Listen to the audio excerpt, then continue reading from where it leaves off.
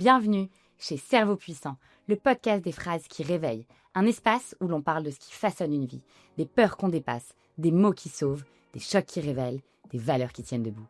Chaque semaine, je vais chercher la phrase fondatrice d'une personnalité, une phrase qui a construit, brisé, transformé ou sauvé.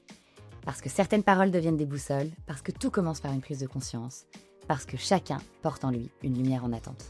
Et j'ai la chance d'être soutenue pour ce podcast par l'agence de communication Surf.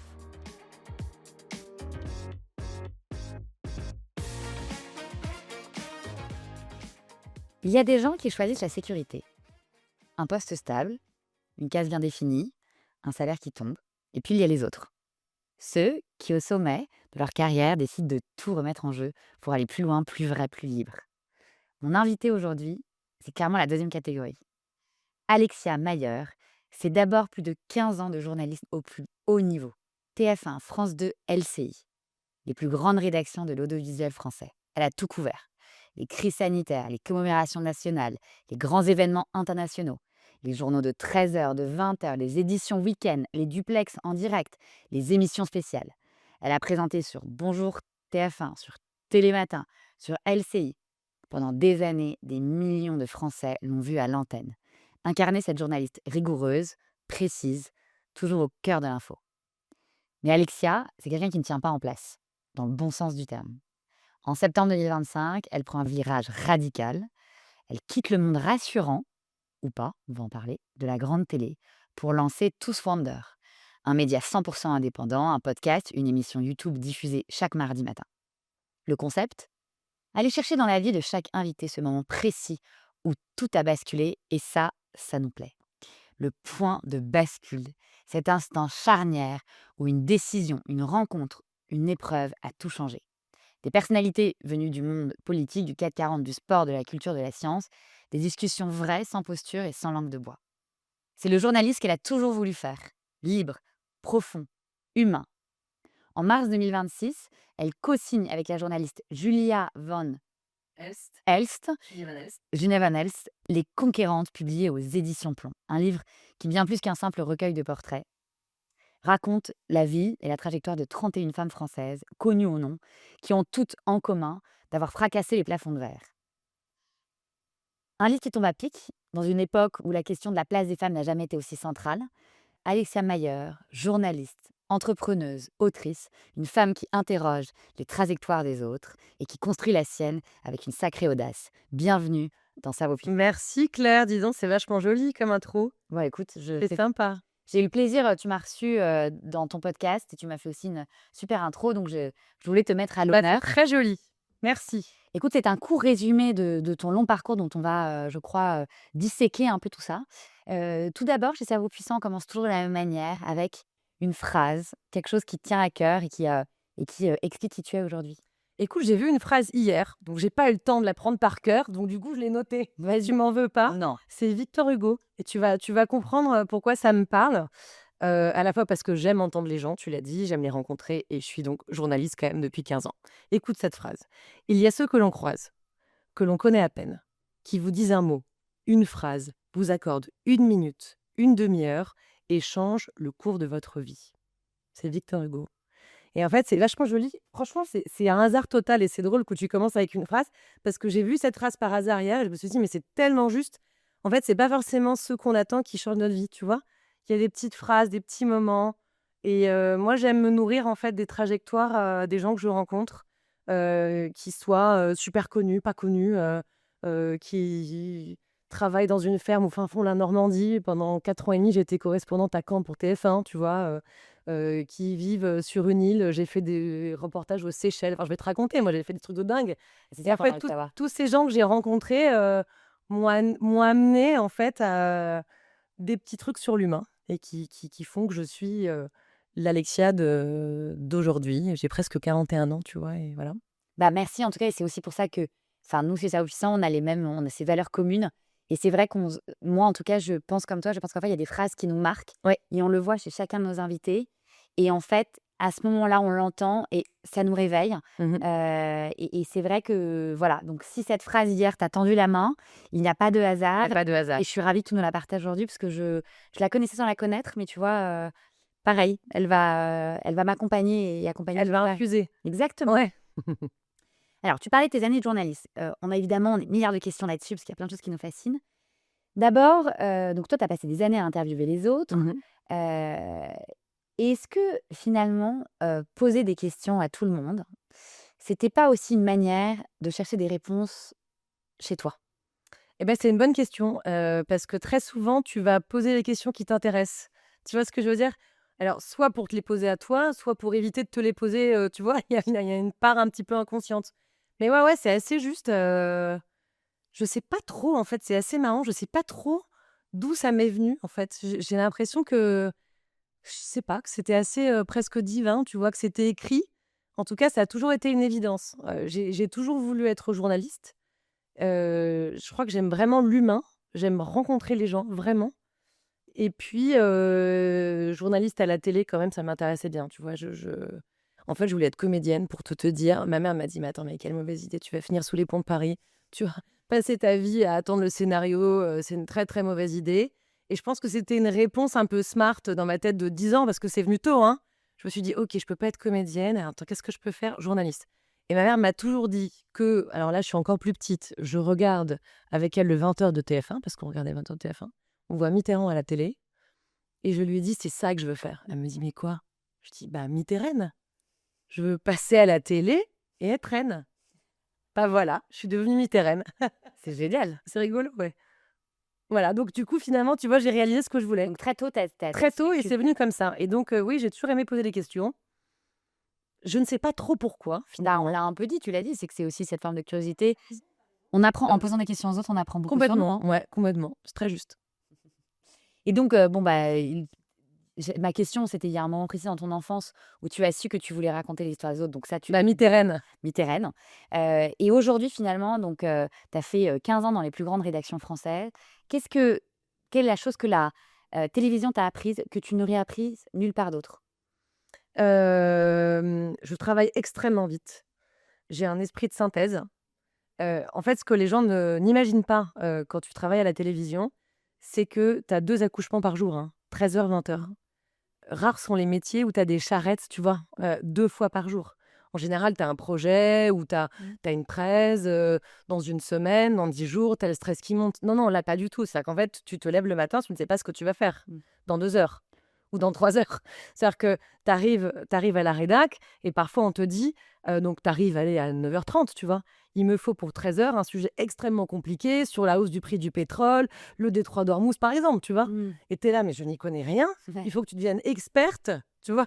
Poser les bonnes questions, trouver les bonnes personnes et les trouver pour dans 1 heure. Ouais, tu as 2 heures, Bah, en fait, retirez-moi tu le as sujet, 2 quoi. heures pour, traverser Paris ou envoyer un correspondant en région qui va tourner pour toi une interview et en fait, faut aller très, très, très vite et ensuite, une fois que tu es face à ton texte en salle de montage, tu dois écrire très, très vite et ensuite, même la phase finale, quand tu enregistres, hein, quand tu mets ta voix off, et là, c'est une très bonne maîtrise de ton stress parce qu'en fait, plus tu stresses, plus tu bafouilles, plus tu rates. Sauf que là, si tu enregistres à 12h56 et que ton sujet passe à 13h03, c'est très fréquent, hein. Là, tu as intérêt à te maîtriser, à te calmer pour que ta voix soit parfaite. Surtout nous les femmes, c'est le côté un peu injuste, quand tu stresses, tu montes dans les aigus et ben là donc moi, j'avais vraiment cette position. Moi, j'étais assise au bord de mon fauteuil, les jambes écartées, tu te tiens bien droite, tu respires et en fait, tu te mentalises et parfois, j'entendais pour te dire, j'étais donc dans une salle où tu enregistres ta voix, OK? Avec un casque, porte fermée. Puis une autre porte fermée parce que qui donc isole la salle, du reste de la rédac et j'entendais: «Il est où le Maillard?» Tu vois, le sujet et donc toi, tu es là: «Je me calme, je suis Tu zen, le je vais fais. le faire en one shot» et en fait, ils hurlent ton nom de famille. C'était, donc écoute, pour te répondre, pardon, je fais une digression. Non. Je dirais esprit de synthèse, travailler vite et gestion du stress. Ne pas montrer que tu stresses. Aussi parce que quand tu es en direct, par exemple, et ça m'est arrivé, au moment du covid ou des éditions spéciales, parfois tu es en direct et ça m'est arrivé sur France 2 ou TF1, il y a 5-7 millions de gens qui vont te regarder.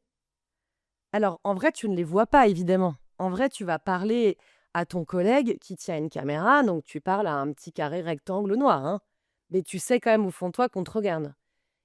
Et ben, je trouve que dans cette gestion du stress, c'est un truc intéressant. Notamment une fois, j'ai peut-être une anecdote qui va te faire marrer, mais on m'a demandé d'être en direct dans un Tigre de l'armée. Donc un Tigre, c'est un hélicoptère qui peut faire des loopings, tu vois le truc?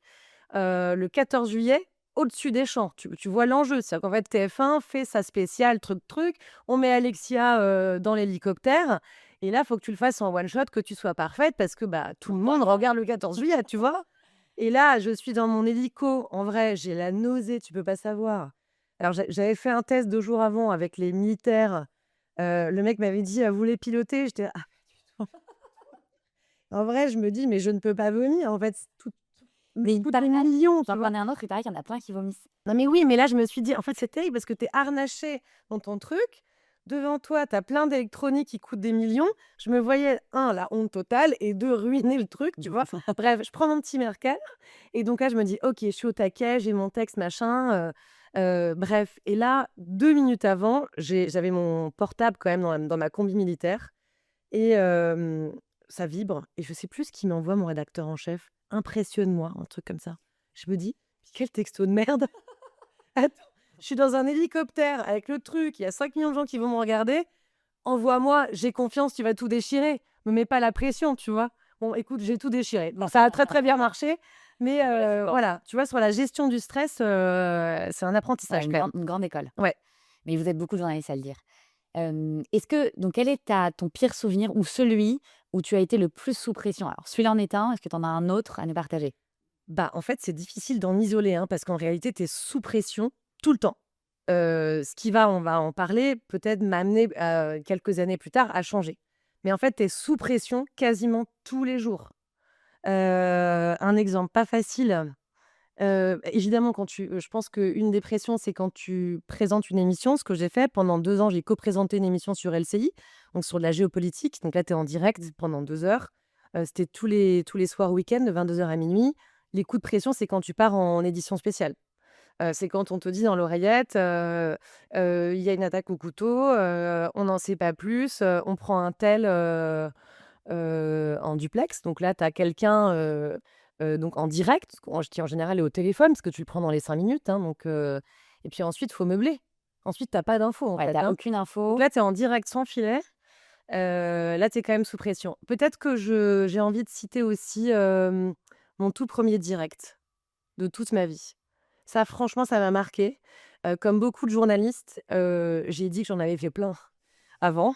J'étais correspondante en Normandie pour TF1 et donc on travaillait pour TF1 qui était mon employeur principal et aussi pour LCI, tu sais, qui dépend du même groupe et il y avait un train de déchets nucléaires qui, traversait la Normandie pour aller en Allemagne et là, LCI m'appelle en me disant: «Est-ce que tu as déjà fait des duplex?» «Ah oui, non mais attends, t'inquiète, en fait, j'en avais jamais fait et je vais en faire 10 dans la journée» et là, j'ai eu du mal à m'endormir après tellement j'étais up, tu vois? Mais le premier, j'avais les jambes qui tremblaient. Est-ce que parce que je pense que j'avais hyper peur. Mmh. J'avais aussi un peu froid parce qu'on était au mois de novembre. Je pense que j'avais surtout hyper peur et j'avais bien appliqué ce qu'on m'avait dit, tu es ancrée, tu vois, pour ne pas bouger.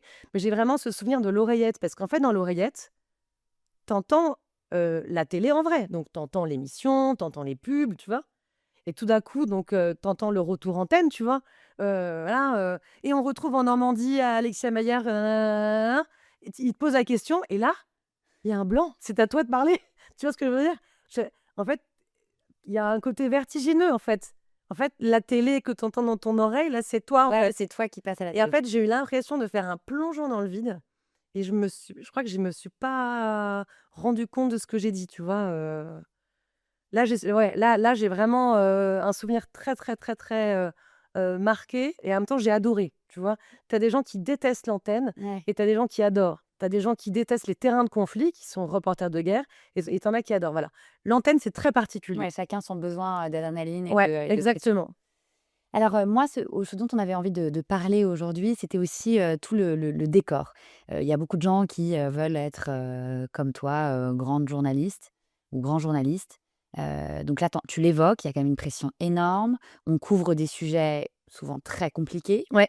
qui nous dépassent totalement et nous enfin, tu n'es pas forcément experte de tout, loin de là. Mais il y a aussi, une ambiance, et on ne se rend pas toujours compte de la réalité du quotidien, du journaliste. Est-ce que, tu as peut-être de nous partager, quelques souvenirs? Oui, après, ce qu'il faut comprendre, c'est que moi, j'ai toujours dit, je vais te dire mon analyse après 15 ans de télé. En fait, c'est que des gens qui ont des problèmes d'ego, OK? Soit ils s'adorent, soit ils s'aiment pas et ils ont besoin de faire des trucs pour qu'on les aime. Et puis tu prends un shaker, tu fais ça et tu dis: «Allez, travaillons ensemble, bon courage». Tu vois? C'est exactement ça. Donc tu as que des gens qui ont des problèmes d'ego et tu les fais travailler ensemble. Donc c'est pas toujours évident. Mais c'est vraiment ce que j'ai analysé, vraiment Mais en c'est 15 ans. c'est enfin, aucun jugement, mais c'est vrai que globalement, en tout cas, en fait, il ressort aussi beaucoup de ouais, de stress Bah, il y a et beaucoup de pas stress. d'entraide et pas de c'est vrai que tout le monde se tire un peu, Ouais, le meilleur journaliste et tout et alors pas d'entraide, je dirais quand même que dans les rédacs, tu as une forme quand même d'entraide, de famille. de famille. En revanche, tu n'as pas d'entraide avec ceux qui sont considérés comme tes concurrents. Moi, j'ai un souvenir, mais tu vois, comme quoi, good karma. J'étais à Rouen, il y a eu un fait divers sinistre avec un ado qui s'est fait tuer par ses copains. Je te passe l'histoire. J'ai du mal à me garer. On arrive en retard devant le palais de justice et on rate ce qu'on appelle un panneau. Tu sais, l'image, tu vois d'un point A à un point B. On rate juste la voiture qui rentre dans le palais de justice avec les meurtriers, présumés en tout cas. Et je me dis: «Ma mince, attends, moi je c'est quand même une image importante, quoi». Et donc à ce moment-là, je travaille à TF1, je vais voir les mecs de France 2, où je travaillerai quelques années plus tard, hein. Mais en tout cas, ce jour-là, je dis: «Est-ce que je peux récupérer l'image?» C'est une image, hein, c'est pas Ouais. on parle pas d'une interview. Ils font: «Ah ouais, non, désolé». J'étais là: «OK, OK, OK, bon». Dans la même journée, parce qu'on va faire le pied de grue, ce qui arrive souvent, OK, je suis devant le palais de justice et je sympathise avec les mecs d'M6, qui ont fait la mère du jeune garçon qui a été malheureusement tué. Et quand elle sort, ils disent: «C'est la mère, c'est la mère». Donc en fait, et M6 et moi TF1, on se met De au milieu, on fait l'interview, puis là, commence, l'interview et là, on appelle ça une meute, quand on est Mmh. tous là. Et donc je suis hyper bien placée et tout et tu as une nana de iTélé, à l'époque, qui arrive catastrophée, qui me dit: «J'ai raté l'interview». Et je lui dis: «Mais je te la donne», tu vois? En fait, on était, je sais pas, 8 ou 10 télés, donc j'ai pas d'exclusivité, tu vois ce que je veux dire? Bien sûr. Je lui ai donné. Et quand je me suis couchée le soir, je me suis dit: «Quand même, tu sais quoi? Moi, j'ai donné une interview d'un quart d'heure et dans la même journée, il y a un mec qui m'a refusé une image. C'est pas grave. Good karma». Good karma. Ouais. Good karma et puis en plus, ce qui est vrai, c'est qu'à la base, vous faites aussi ce métier pour diffuser au plus grand nombre.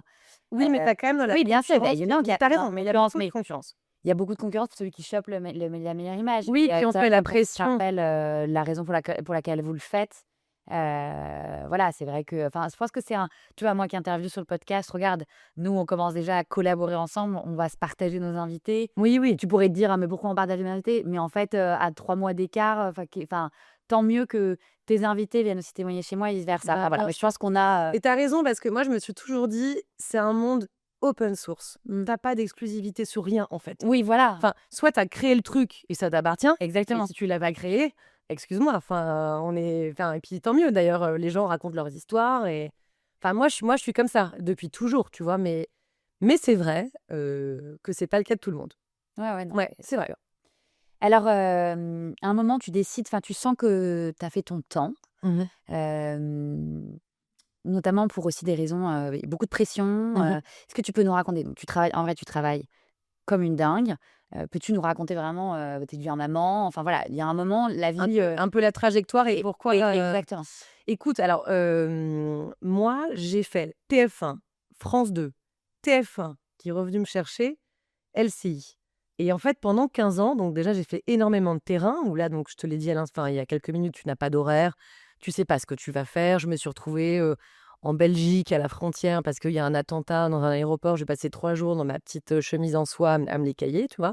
C'est quand même la réalité, du terrain. Donc je fais beaucoup de terrain pendant 15 ans, j'ai pas d'horaire, j'ai des perms week-end, j'ai des perms de nuit et cetera. Et puis je vais devenir maman pour la première fois. C'était mon rêve, en fait, d'être maman. Vraiment, c'était mon rêve. Bien sûr, je voulais être mi-terraine, je voulais faire de la télé, mais mon rêve profond, c'était quand même d'être maman. Je rencontre le père de ma fille et pour tout te dire, pendant des années et c'est marrant parce que je l'ai dit hier à ma fille, pendant des années, je priais et je demandais à mes enfants, j'imaginais, j'aime à croire qu'ils existaient quelque part avant d'arriver.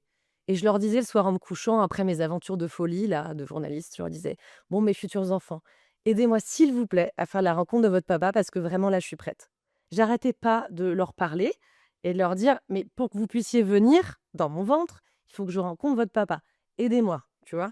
Donc c'était pour te dire à quel point j'en rêvais, quoi. Et je rencontre, Olivier, donc qui est aujourd'hui mon mari et en fait, je tombe enceinte au bout de 9 mois et pour tout te raconter, je suis sur une spéciale 6 juin, donc on fait 6 juin 44, OK? Je passe ma journée à faire des directs dans un avion de l'époque, donc de la Seconde Guerre mondiale avec 0 ceinture et tout, bon bref. Je fais ces duplex, c'est incroyable, on n'arrête pas, on décolle, machin, truc, le direct. Et en fait, je suis dans ma chambre d'hôtel le soir et je lui dis: «Bon, écoute Olivier, c'est ma dernière pilule. J'ai 34 ans. Écoute, ce que je pense que ça va durer 6 mois, minimum avant de tomber enceinte. Est-ce que tu serais d'accord que je reprenne pas la suite, quoi?» Parce que je prenais une pilule en continu. Il me dit: «Ouais, ouais, carrément» et en fait, je suis tombée enceinte en 14 jours. Donc tu vois, je m'y attendais pas du tout Génial. et ma fille, elle devait vraiment, je pense, arriver, tu vois?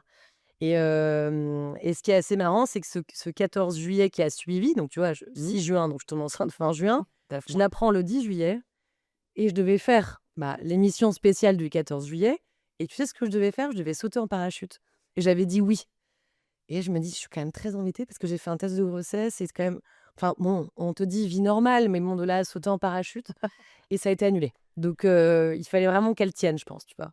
Et qu'elle arrive. Elle est incroyable cette histoire et je trouve ça extraordinaire. Donc déjà, on parle beaucoup de prière, enfin on parle beaucoup de foi de manière générale et de s'adresser à ses futurs enfants avant de rencontrer Ouais. papa. Je pense que ça va parler à beaucoup de papas et de mamans.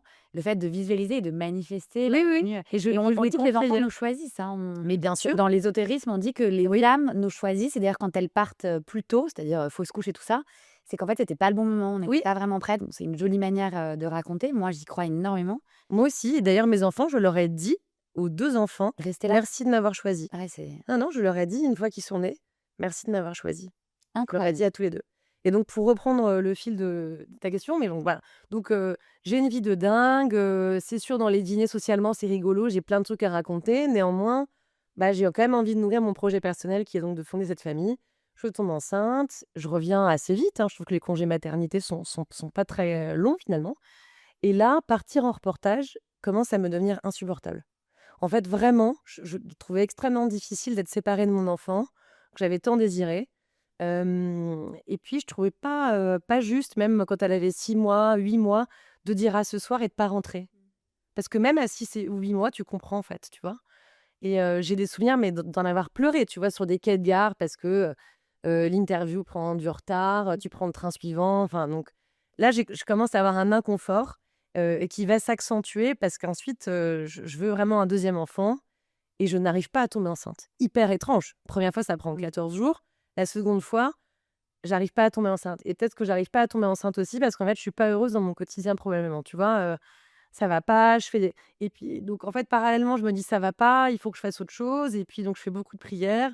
J'ai eu des anges gardiens très efficaces et du coup, donc parallèlement, je commence à monter en puissance sur de l'antenne que je faisais déjà et là, on me propose de faire des remplacements sur LCI de JT et C'était à la base, enfin, ce qui est le rêve ultime, de n'importe quel journaliste. oui, oui, oui, oui, oui, qui vraiment oui, oui, c'est clair, Bah, c'est le JT, c'est un vraiment peu le Graal. ouais, ouais, c'est un peu le Graal et donc pendant une saison, je vais à la fois faire du terrain, à la fois faire des JT et à la fois faire des remplacements de chefs où je suis donc, parfois chef de service adjoint du service économie de TF1. Un peu occupé, quoi. Voilà et donc parfois donc j'étais chef du 13h, donc ça voulait dire que j'arrivais à 7h30 du matin et je présentais le JT sur LCI à minuit. Mmh. Tu vois? Je faisais ça et je me dis: «Je suis quand même un tout petit peu fatiguée, j'ai un petit coup de barre», tu vois? Et on me propose, donc je me dis: «Bon, je vais essayer de me fidéliser pour faire que des JT, peut-être ça va m'aider à tomber enceinte» parce qu'en plus je tombe enceinte, je fais une fausse couche.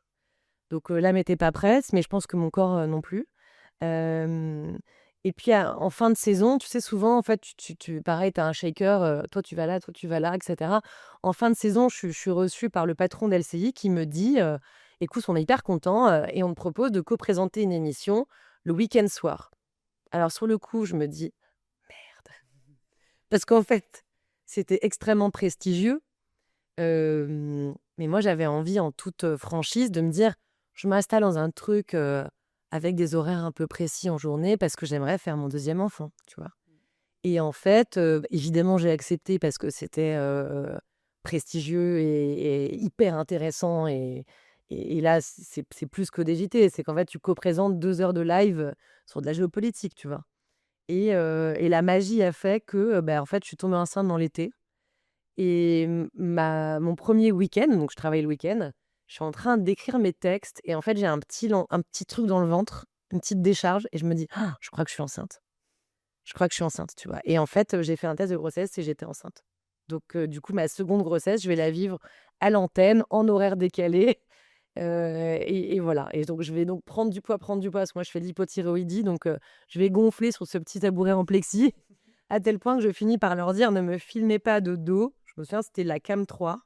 Parfois, il y avait un c'était horrible parce que tu sais, quand tu présentes, tu as ton retour en fait antenne et donc je voyais le retour et parfois il y avait la cam 3 et je leur disais: «Mais arrêtez cette cam 3». Je débordais de mon tabouret en plexiglas.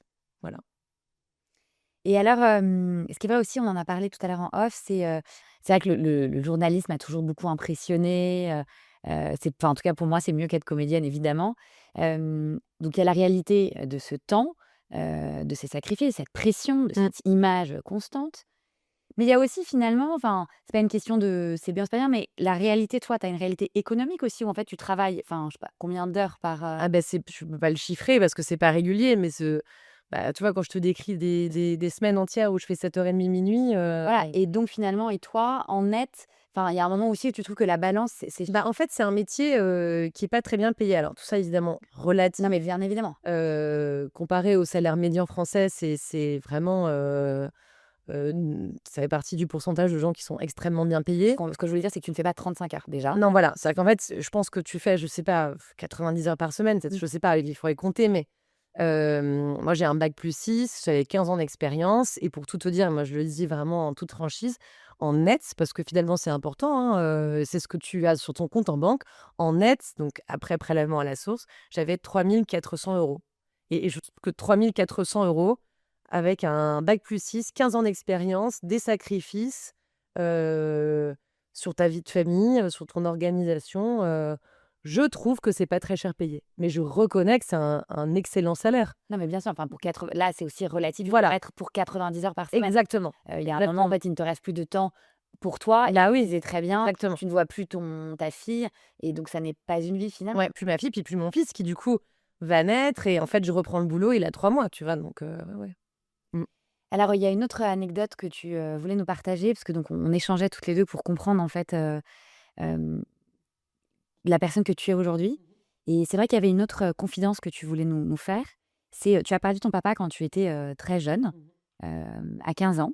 Est-ce que tu peux nous expliquer, donc comment tu le perds et surtout comment tu te rends compte plus tard à quel point cette disparition, hem, t'a guidée, Ouais, dans le bien comme dans le moins bien et finalement aujourd'hui ouais. pour le meilleur, mais Et ben c'est assez intéressant ce terme de guider que tu emploies parce que, de toutes les épreuves et je sais qu'on partage, cette idée, mais de toutes les épreuves, tu en retires quelque chose de positif et oui, ça m'a guidée. Donc mes parents étaient séparés depuis très, très longtemps et donc on est en 2000, hein, il est mort en 2000, il est mort le 13 juin 2000. Mon père a eu un cancer assez fulgurant en fait parce qu'il meurt en 6 8 mois. Sauf que mes parents sont séparés, donc je ne vis pas avec lui et il y a un moment, Noël, 99 d'ailleurs, ma mère, lui propose de venir boire l'apéro, OK? Et là, je vois arriver mon père, que j'avais pas vu depuis quelques mois, mais genre 2 mois, tu vois? Rachitique, sans cheveux, parce qu'évidemment les chimios, je te parle de 99-2000, hein, elles sont plus violentes. Et là, il est, complètement, affaibli, il a pris, 50 ans, tu vois? Et il reste pour l'apéro et là, je suis estomaquée. Enfin, je sais pas ce qui se passe. Il s'en va parce qu'il n'est pas invité à rester dîner, le pauvre, c'est son dernier Noël, du coup, bon. Et on débarrasse. Ma mère, parfois, peut être assez dure. On débarrasse et on se retrouve soit dans la cuisine. Elle me dit: «Écoute, Alexia, je pense que ton père a un cancer. Ça peut durer 3 mois comme 3 ans, hein». Et elle quitte la pièce. Voilà. effectivement. Donc c'était un peu, abrupt. Donc je me dis: «OK, il a un cancer», sauf que lui ne va jamais m'en parler. Ah oui. Et lui va me dire: «Tu vu, je me suis rasé les cheveux», et je dis: «Ah, c'est joli», tu vois? Je rentre dans son jeu, en fait. Je vais jamais, Tu pas poser de questions. bah, non, j'ai 14 15 ans, en fait, tu vois? C'est de là que te vient l'envie de poser des questions à tout le monde. Peut-être, c'est possible. Ouais, Non, mais je te jure, enfin, je ouais, vais te le dire au début, mais ouais, ouais, c'est possible, ça c'est vrai. te rassure? Ouais, ouais, c'est possible. On t'a donné Donc, en fait, tu as capté une information oui, sans aucune explication et donc ça t'a choqué. ouais, Résultat, c'est pour ça que tu fouilles partout dans l'information pour l'expliquer aux autres. ouais, je fouille, ouais, c'est ça. Mais non, mais c'est vrai, En fait, ça veut c'est dire, vrai, c'est vrai. l'histoire, elle est, Ouais, c'est vrai. c'est d'une évidence. Ouais, ouais, c'est vrai. Et en tout cas, bref, donc je fais semblant de croire qu'il s'est coupé les cheveux, quoi. Et lui, il fait un régime, tu vois. Bon. Et donc, ça va aller assez vite. Et il va donc en effet mourir donc, le 13 juin 2000. Et j'ai vraiment une phrase, j'ai un point de bascule, mais j'ai mis des années à comprendre que c'était un point de bascule. Ma mère est à l'étranger, mes parents sont plus ensemble. C'est la fin de l'école, hein, je suis en troisième. Le frère de ma mère, gentiment, me dit Est-ce que ça te dit qu'on aille voir ton père? Mais vraiment comme ça, tu vois. Ah oui, bah, allons-y. Donc, je me souviens très bien, évidemment, de la tenue que je portais. J'avais un ensemble Koukaï avec une jupe en jean avec des petits miroirs, tu sais, brodés au bout et un petit haut framboise. Tu vois, vraiment, je m'en souviens. Ouais. Bah, évidemment, comme tout moment où tu es choqué, tu t'en souviens. Donc, je suis habillée comme ça. J'arrive à l'hôpital Cochin, je rentre dans la chambre, genre coucou, tu vois. Et là, en fait, je me rends compte que, en fait, il est dans le coma, quoi. Qu'il est en fait au fond de son lit, qu'il fixe un truc, qu'il répond pas. Donc, j'appelle l'infirmière, elle nous fait sortir, mon oncle et moi. Et là, elle a cette phrase terrible où donc j'ai donc 15 ans depuis 2 mois et elle dit: «Ah bah, c'est pour ce soir, hein». Tu vois? En fait, c'est pas une naissance, quoi, on parle de la mort de quelqu'un. Donc je trouve hallucinant cette phrase qui évidemment m'est restée et donc, bah, de ce moment qui est extrêmement choquant, j'en ai quand même tiré du positif, c'est que pour moi, c'est une chance inouïe, il y a pas de hasard, d'avoir pu l'accompagner, en fait. Tu pu lui dire au C'est revoir. bah, en fait, c'est extrêmement violent d'accompagner quelqu'un qui décède. C'est ça fait un peu peur, tu vois? Et en même temps, bah, je lui ai tenu la main. Je lui ai tenu la main et bah, il a pas été seul, quoi. Enfin, quand je suis rentrée, il était tout seul, quoi, tu vois? Après, là où je me suis promis, enfin, confidence pour confidence, mais j'avais quand même que 15 ans et j'étais pas prête à le laisser partir. Donc je l'ai pas mal secoué pour qu'il y ait une dernière Mmh. respiration. J'ai eu du mal à me dire: «OK, c'est la À laisser dernière». partir, quoi. Et donc ça, je me suis dit quand même, si dans ma vie, ça m'arrive à nouveau d'accompagner quelqu'un, un proche ou quelqu'un qui n'est pas proche, ça peut t'arriver dans la rue, tu sais pas. Bien sûr. Je me suis promis, je me suis dit: «Sois apaisante. Sois apaisante pour la personne qui vit ce moment» parce que en vrai, j'ai pas dû être apaisante pour lui. Bon, Oh, il a pas été seul, il mais était à côté de toi, à côté de oui, ça. oui, oui, mais j'ai pas dû être apaisante. Tu sais, ça se trouve, Mais je veux dire, on ne sait pas à quel moment on part vraiment. oui, oui, bah, j'ai Donc, si, en fait, puis tu tu faisais encore fais inconscient, enfin, voilà, mais en donc fait, si, parce que c'est une t'entends. belle histoire en tout cas que tu nous racontes. Ouais, ouais. Aujourd'hui, de toute manière, tu es notre 3e invité, on a parlé de deuil et non, mais je vais te dire un truc très vrai, c'est que je pense que un des sujets les plus compliqués à aborder. Vous l'abordez, en tout cas, tous les invités l'ont abordé avec une justesse, une joie, presque un bonheur et Ouais, c'est ouais. un vrai partage que tu nous fais maintenant et je crois que ça doit enfin, c'est voilà, ça nous concerne tous. Bah, oui. Et tu l'as dit très justement, on pourrait presque, accompagner quelqu'un qu'on ne connaît pas. Ah mais Un jour, il y a un drame et tu tout. sais, il y a des attentats, enfin, moi, ça m'a marqué quand j'ai couvert, le Bataclan et les terrasses. À ce moment-là, je bossais à France 2, et tu vois, je me suis souvenue de ce moment avec mon père parce qu'il y a eu beaucoup de gens qui ont accompagné des inconnus, en fait, dans la mort. Soit dans le Bataclan, soit dans des cafés parce qu'on avait allongé des gens sur des tables et j'ai lu et j'ai reçu plein de témoignages de gens qui avaient fait ça et bah, tu vois, ça m'a rappelé ce moment, quoi et oui, on est tous confrontés à la mort. Évidemment le plus tard possible, mais en tout cas, ce que je peux te dire pour avoir vu le moment de la bascule, bah, en fait, tu as une forme d'apaisement, en fait. En fait, ça a pas l'air de faire mal. Tu vois? Je crois que voilà, bon, bah, c'est rassurant. En fait, ça m'a rassurée sur cette bascule. Le plus tard possible parce qu'il faut dire au revoir à ceux que tu mais en fait, c'est OK quand ça nous arrivera.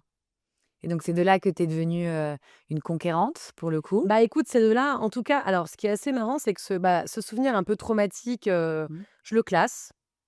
Tu parles pas. J'en parle pas. Je suis pas invitée à en parler non plus, hein. Puis comme on t'a appris de le faire, enfin déjà depuis l'annonce de la Ouais, maladie, c'est comme ça, voilà, j'en next. parle pas et puis je vais faire ce qu'on m'a toujours appris à faire, c'est-à-dire, performer, faire des belles études, faire un boulot un peu waouh. Donc c'est là que je deviens journaliste à la télé, que j'accède, à quand même, tu vois, des chaînes, enfin, d'avoir bossé à TF1, France 2 puis TF1. J'ai signé 2 CDI à TF1 dans ma vie. C'est-à-dire que franchement, je pense que je connais 2 personnes qui ont signé 2 CDI à TF1 dans leur vie. Donc j'ai fait tout ça et puis à un moment, ça va me revenir en pleine face. Déjà, c'est marrant, ces 2 CDI à TF1, je les signe pas par hasard. Je rêvais donc d'être journaliste. Je fais un stage de troisième. Chance, je le fais à TF1, tu te rends compte? Et je gagne le prix du meilleur rapport de stage en troisième. 3e, c'est quand on perdait ça, on est d'accord? Et voilà. Ouais. Et donc mon dernier échange avec mon papa qui est conscient, donc avant cette phase de coma, c'est que je lui montre mon rapport de stage, je lui dis que je l'ai gagné et je lui dis que je vais être journaliste à TF1, tu vois? Et après donc, une semaine après, Il s'en va. il s'en va. Et en fait, quand j'ai compris des années après, tu vois? Enfin, en fait, je me suis battue pour y arriver. En fait, j'ai tenu ma promesse et je l'ai tellement bien tenue que j'ai signé 2 CDI, tu vois? Voilà, donc je pense que ouais, en fait, finalement, ce moment et cette période de vie a été assez fondatrice, tant dans mon choix des rédactions, tant dans la suite. Et pour te répondre, oui, parce que quand je deviens maman, finalement, j'ai une forme d'évidence. C'est assez bateau ce que je vais te dire, mais sur le fait que la vie passe à toute berzingue. Mon père meurt, j'ai 15 ans et en fait, quand mes enfants naissent, je me dis: «Mais et si ça ne devait durer que 15 ans?» En fait. Les enfants, ils vont pas se souvenir que j'ai présenté une émission, ce soir, sur l'Ukraine ou que j'ai fait un truc de dingue. En revanche, ils vont se souvenir qu'on a mangé une glace au parc Monceau, qui est près de chez nous, tu vois? Heu, j'ai failli rater les premiers pas de mon fils parce que je bossais, tu vois? Et c'est tombé un jour où je bossais pas et je me suis dit: «Mais tu te rends compte? J'aurais pu rater ses premiers pas». Enfin, aujourd'hui, on fait plus de 12 enfants quand même. Donc, si on est que 2, tu vois, c'est quand même, et donc, ouais, j'ai eu une sorte de tsunami intérieur, mais que j'ai mis du temps à écouter, heu, parce que j'avais tellement eu envie de faire ce métier et c'était tellement un but ultime que je pouvais pas l'arrêter, en fait. Et puis en même temps, à l'intérieur de moi et ma tête et mon cœur me disent: «Ah non, mais tu es pas du tout au bon endroit, en fait». Tu vois? Et donc à un mom j'avais cette dissonance jusqu'à un moment où il y a eu une forme d'évidence où je me suis dit: «Les rêves évoluent, j'ai réussi, en fait, à faire ce que je voulais faire et ben là, il est temps de changer». Et donc là, tu décides 2 projets finalement. Ouais. Bon déjà tu sors, le livre Les Conquérantes, mais en fait, Oui. c'était toi la conquérante à 15 ans. Enfin, quand tu as accompagné ton père, c'était toi, puis ensuite tu l'as prouvé. Mais tu as voulu en faire un livre pour mettre à l'honneur d'autres femmes. Et ça, c'est un premier projet et puis le deuxième, Tous Wonder et en fait, les 2 sont hyper liés. Les 2 sont liés. En fait, le premier projet, en effet, c'est ce livre qui arrive parce que je me dis: «Mais, hem, j'ai plein de sauts d'obstacles, mais toutes les femmes ont des sauts d'obstacles et comment elles font les autres, en fait?» Parce qu'en fait, on a les mêmes sauts d'obstacles, hein. C'est, le syndrome de l'imposteur, le rapport au corps, la maternité, hem, entreprendre, lever des fonds face à des mecs qui te regardent pas. Enfin bon, bref. On a Voilà. Et en fait, je me suis dit: «Mais OK, on vit toutes le même truc». En bonne journaliste, j'ai pas eu envie de me raconter moi, j'ai eu envie de questionner les autres. Et donc j'ai écrit ce livre avec une copine qui a une histoire un peu similaire à BFM TV. Elle a fait 15 ans de politique et je lui ai dit: «Mais viens, on fait un truc et on va donner la parole aux femmes». Et donc c'est ce qu'on a fait. On a fait 31 portraits de femmes qui parlent de leur vie professionnelle, avec différentes thématiques. On a vraiment anglais, c'est-à-dire qu'on pourrait toutes parler de plein de choses, mais on a vraiment anglais. Et elles sont connues. Il y en a certaines que vous ne connaissez pas, mais que vous allez découvrir. Mais il y a Yael Braun-Pivet qui dirige l'Assemblée, Alexia Laroche-Joubert, qui est la papesse du divertissement, Bien sûr. Zaya Ziwani qui est chef d'orchestre, Nina Métayer qui est pâtissière, etc. Et j'ai adoré en fait mener ces entretiens. J'ai adoré passer 1 heure avec chacune de ces femmes. À la fois, je me suis dit à chaque fois, mais c'est une thérapie de groupe. Ouais, ouais. C'est extraordinaire. Je suis sortie super boostée à chaque fois parce que elles m'ont toutes raconté un truc qui m'a nourrie. Donc j'ai trouvé que c'était un cadeau qu'elles m'avaient fait, tu vois? Et le titre provisoire du livre, c'était Wonder Woman. Pour des raisons évidentes de droit, on l'a appelée Les Conquérantes.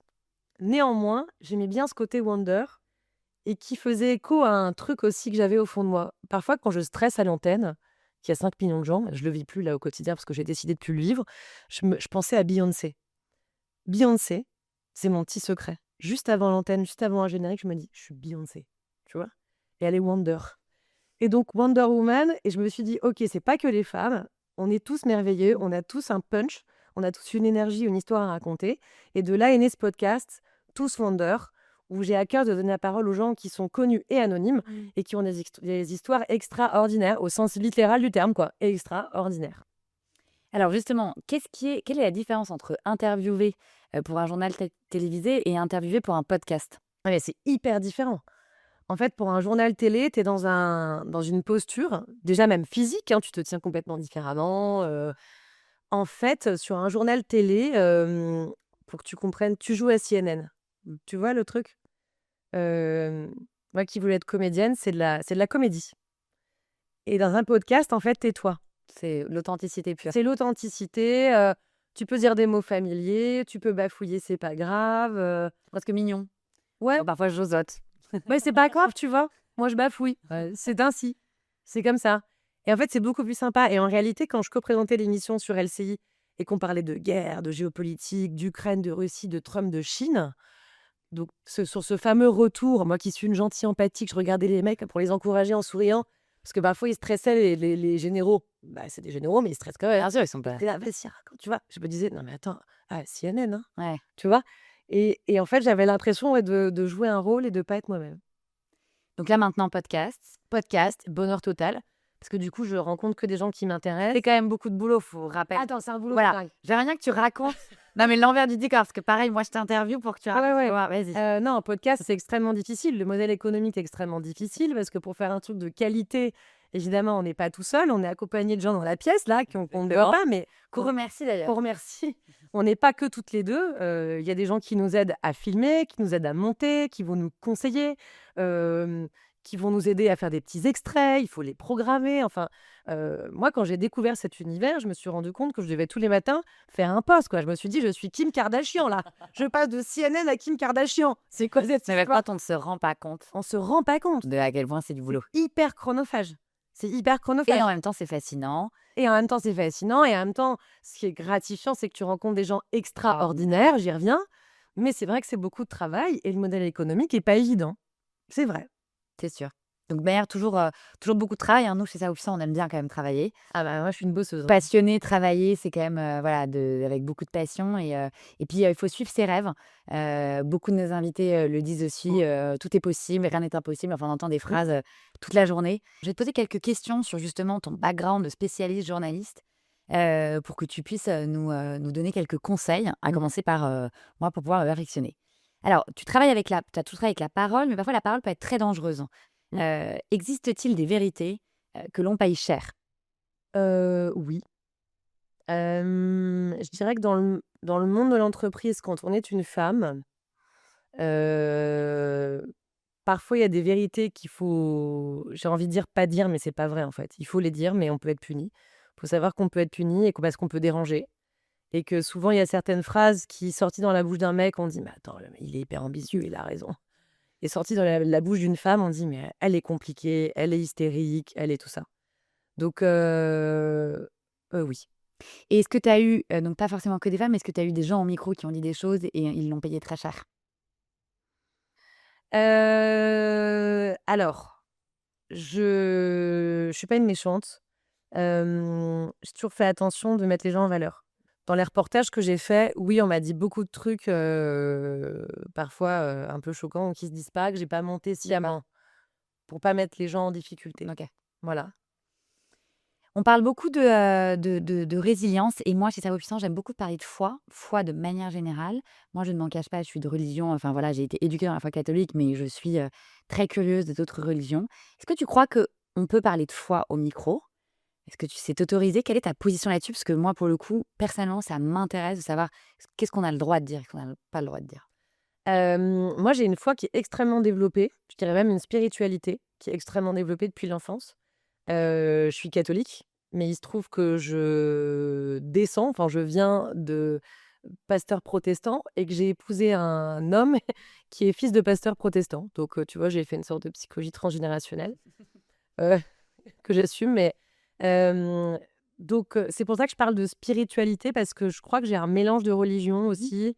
Du côté de mon papa, ils étaient d'origine juive. Mon père était né en 1937, hein, donc pendant la guerre. Mon nom de famille, Mayer, est un nom de famille juif, donc il fallait le cacher. Donc de ce côté-là, en tout cas, la foi, la spiritualité, elle est complètement, mise de côté. Pour te répondre, oui, je pense qu'on peut en parler au micro, même si c'est quand même de la sphère de l'intime. Dans mon cas, cette foi et cette spiritualité, elle m'accompagne tous les jours et depuis des années. Je fais beaucoup de prières. Je remercie énormément parce que je trouve que, OK, on peut demander, mais il faut aussi remercier. Donc, tu as le droit de dire: «S'il vous plaît, aidez-moi à trouver un sponsor pour mon podcast parce que le modèle économique est compliqué». Néanmoins, il faut dire merci Merci. infiniment de m'avoir permis de réaliser mes rêves et d'avoir la vie que, tu vois, dont je rêvais, là, aujourd'hui, à 40-41 ans. Donc, Donc oui, pour toi, c'est honnêtement, on OK. peut en parler. Et ouais, On peut en on parler. peut parler spiritualité en étant journaliste, c'est pas un no-go, Bah, on peut en parler dans un podcast. ouais. On peut pas en parler à l'antenne. Non, tu peux pas, parce que tu es pas censé donner ton avis. Tu es censé être un vecteur, tu vois, transmettre. Dans les médias, on parle aussi beaucoup de neutralité, voilà, tu venais de le dire, d'objectivité. Est-ce que tu y crois, toi, encore à la neutralité? Oui, oui, oui, oui, oui, franchement, oui. Enfin, tu pas un bon journaliste quand t'es pas neutre. Mmh. Enfin, tu obligé d'être neutre. Alors évidemment, tu as des opinions, enfin, tu un humain, puis d'ailleurs, tu un humain qui est éduqué, donc en fait, tu as forcément des opinions. Mais c'est extrêmement important, de donner la parole à tout le monde et de rester neutre, tant en termes de politique, tant il y a aussi des gens qui font de la police-justice, tu vois? Tu peux rencontrer, des gens, moi, il m'est arrivé, de serrer la main d'un mec, qui était un serial qui ouais, non, pas un serial killer, quelqu'un qui était un tueur présumé, quoi. Je me suis dit: «Mais attends, je lui serre la main, ça se trouve, il a tué des gens avec cette main-là». Mais en fait, non, il faut rester neutre, en fait. Enfin, bien sûr que j'ai mon opinion et face à quelqu'un qui, a peut-être tué quelqu'un d'autre, Comme tu l'as dit, en fait, je pense c'est un jeu de rôle. Enfin, ah non, tu c'est un un jeu de rôle et en un fait, acteur, tu donc obligé, en fait. Il faut que tout le monde puisse avoir la parole et ton rôle, c'est de transmettre l'information. Donc c'est important. est-ce qu'il y a une interview que tu regrettes? Non, parce que tout le monde peut parler. Ouais, bien répondu. Mmh. Et alors ensuite, maintenant, est-ce que si tu avais quelques recommandations à partager, de manière générale sur la prise de parole, l'audace, les vérités? Écoute, sur la prise de parole, j'ai envie de dire, lancez-vous. En fait, j'ai vu tellement de gens stressés, Mmh. et c'est aussi pour ça que, tu vois, que je suis contente aujourd'hui de prendre le temps et de recevoir les gens. À chaque fois, les gens parce que faut quand même comprendre, quand je travaillais donc à TF1 ou France 2, tu arrives pour le JT, parfois le 20h, tu t'imagines, c'est le Graal. Imagine-toi, un entrepreneur, tu as été appelé à 17h, on te dit: «On déboule dans 40 minutes». Mmh. OK? Là, tu as le 20h de TF1 qui déboule. Tu as un peu les chocottes, tu vois? Sauf que moi, 20h de TF1, il est déjà 17h, donc en fait, je vais passer 10 minutes pour que tu dises un truc bien et je m'en vais. Et j'avais un peu l'impression de torturer les gens. Et pour pas les torturer, comme je suis une empathique née, j'étais hyper gentille et vraiment, je les aidais. Je faisais même du coaching de prise de parole, tu vois? Et les gens me disaient: «Mais ah, mais merci, mais vous mettez tellement à l'aise», tu vois? «Merci, merci». En fait, lancez-vous, c'est pas grave, vous tomberez toujours sur quelqu'un de bienveillant un jour qui va vous aider. Il y en a qui sont faits pour ça, d'autres pas et c'est pas grave, voilà. On a tous plein de qualités, il y en a qui sont des bons orateurs, d'autres moins. Tant pis, voilà. Si vous avez un message à passer, allez-y, voilà, c'est tout. Merveilleux conseil. Bah, écoute, Alexia, on était ravis de te recevoir. Merci à toi. On va suivre évidemment, toutes tes aventures. J'espère te recevoir à nouveau et merci pour on a quand même pas mal, parlé de sujets divers et variés, tes confidences et grâce à toi, on découvre un peu les coulisses du journalisme Bah et oui, du podcast aussi. oui et du podcast. En tout cas, merci à toi, j'étais ravie de te recevoir et merci de ton invitation parce que je parle jamais de moi donc Ouais, on c'est un c'était un thème moment, exactement. pour moi, c'est un moment unique. Bah, je vois Donc ça et merci. merci pour tes confidences.